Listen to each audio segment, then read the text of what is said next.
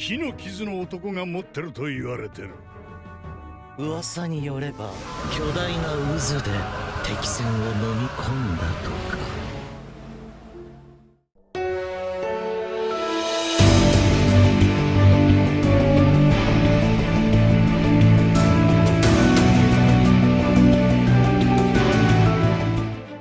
이번 영상은 살아있는 전설이자 해적왕의 왼팔 스코퍼 가반의 전투가 본격적으로 시작된 원피스 1144화 풀버전 만화 분석입니다. 먼저 지난 표지연재에선 토비로프 후주우가 울티와 페이지 1을 위협했었지만 그 순간 금세봉을 움켜쥔 야마토가 나타나 단 한 번의 공격으로 후주우를 쓰러뜨리게 됩니다. 그렇게 야마토는 마침내 목수 미나토모와 유괴된 여인들을 해방시키며 카이도가 손에 넣은 와노쿠니의 수호신을 뜻하는 한수종 열매처럼 이제는 진정한 수호자가 될 수 있는 길을 걷게 되었는데요. 나아가 하나우다의 자식 울티와 페이지오는 부모가 카이도의 강함에 매료된 것처럼 다음 표지연재에선 자신들을 구해준 야마토를 따라 나설 수 있는지의 귀추를 주목해보면 좋을 것 같습니다. 그 시각 신세계 엘바프 프랑키는 3000년 이상 된 연구소를 소개받았고 이어 그곳에선 릴리스와 보니가 그 장소를 먼저 둘러보고 있었는데요. 이처럼 천재 과학자 베가펑크가 지금의 장소는 3000년 이상 되었다 언급하자 이내 리플리는 릴리스의 말을 부정할 수 없다며 실제로 엘바프에서도 이게 무슨 건물인지는 전혀 전해지고 있지 않았다는 사실을 들려주게 됩니다. 반면 릴리스는 이 건물을 연구하는데 보람이 있을 것 같다며 지금의 장소를 더 둘러보려 하자 그 순간 한수종 킬링엄의 능력으로 실체화된 천둥이 모습을 드러냈는데요.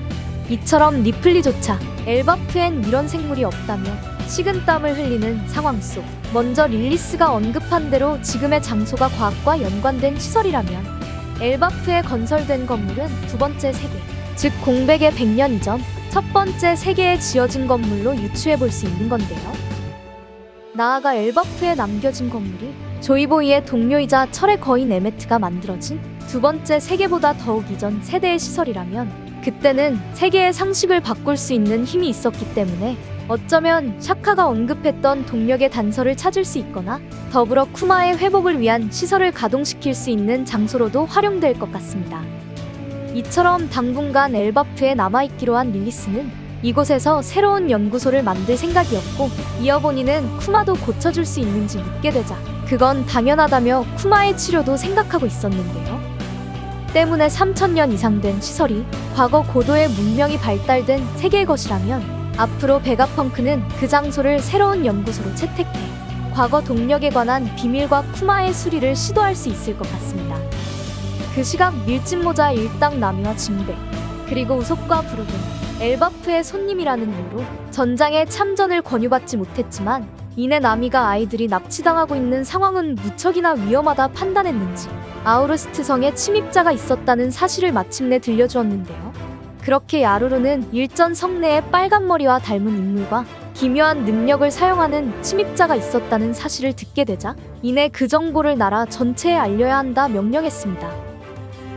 이처럼 엘바프의 거인들은 샹크스와 우호적인 관계였기 때문에 다시 한번 샴록이 돌아온다면 모두가 충격을 먹을 수 있는 상황도 만들어질 수 있는 건데요. 한편 나머지 밀짚모자 일당은 여전히 안전한 곳에 있으면 좋겠다며 전장에 참전하지 못했지만 그 순간 작은 스바루선을 옮기고 있던 코론이 승선을 제안하며 아이들이 납치되고 있는 장소로 몰래 이동할 수 있는 기회를 잡게 됩니다. 반면 그 시각 군코는 세계적인 유명 가수 소울킹이 밀짚모자 일당과 재회하는 기념으로 부른 유월들을 듣고 있자 이내 소머즈는 지금 세계가 불만인 거냐 묻게 된 만큼 앞으로 기사단 군코가 천룡인의 가문으로서 기사단에 가입할 수 있었는지 반대로 그게 아니라면 로키처럼 기사단 가입의 제안을 받게 되어 천룡인으로 승격하게 된 건지는 이후 군코의 과거를 통해 알 수 있을 것 같은데요.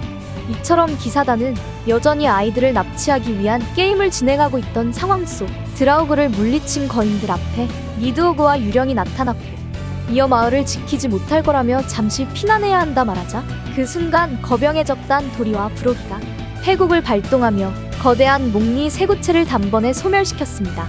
이처럼 술을 마시고 있던 도리와 브로기는 속을 비운 채 나타났고, 이어 그레이트 에이리크를 바라본 거인들은 보리와 부로기는 물론 산을 먹는 스코퍼 가반을 확인하자 저 배는 무적이라는 말과 함께 해적왕의 왼팔이 나타났다는 편집자의 문구가 소개됩니다.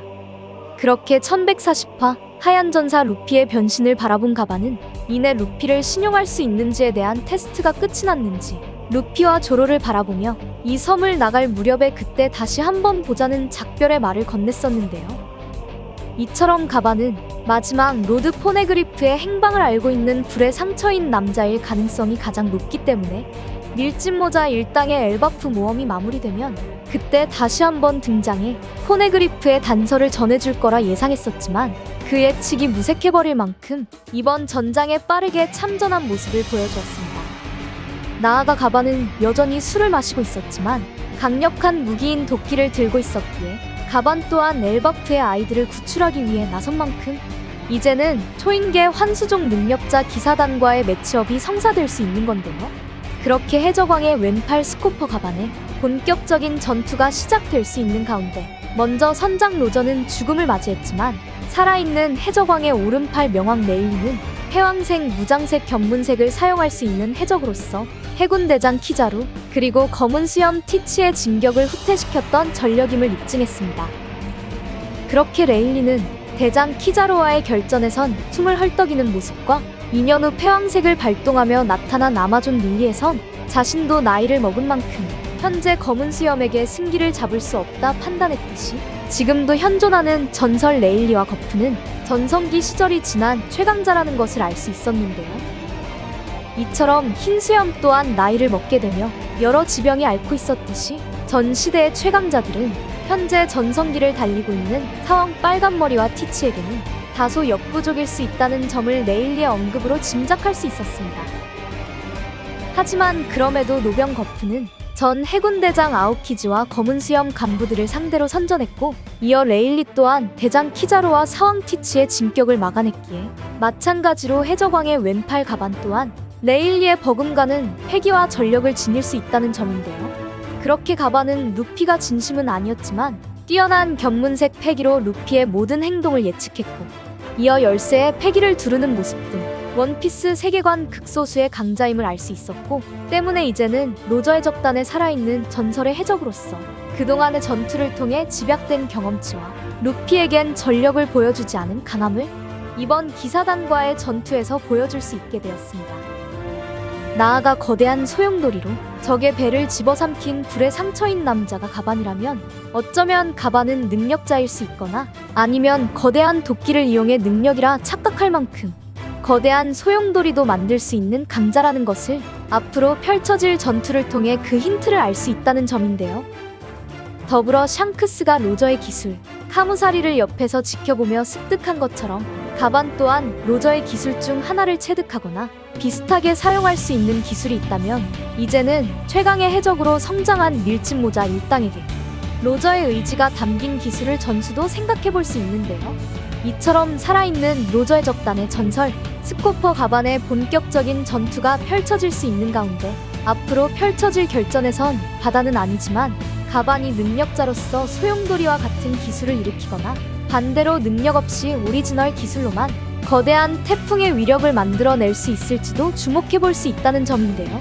마지막으로 가반이 무장색 견문색 패기는 사용했지만 아직 패왕색 패기를 발동하지 않은 만큼 추후 기사단과의 전투를 통해 가반이 패왕색 보유자인지에 관한 정보도 풀리게 된다면 그때는 현재 사왕 루피의 왼팔 상디 안에 잠재된 패왕색 패기 보유도 기대해볼 수 있을 것 같습니다.